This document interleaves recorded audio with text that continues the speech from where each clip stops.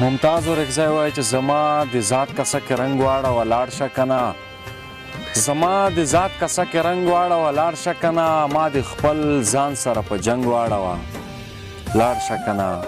او په بېخیالۍ کې پېښه وکړه لکه خپل لاسونه، په بېخیالۍ کې پېښه وکړه لکه خپل لاسونه، لکه اوربل مې څنګ په څنګ واړوه لاړ شه که نه. او په ډوبو سرو سترګو مې بل کړه د څراغ په شانې، په ډوبو سرو سترګو مې بل کړه د څراغ په شانې، په کړس خندا له مانه زنګ واړوه لاړ شه که نه.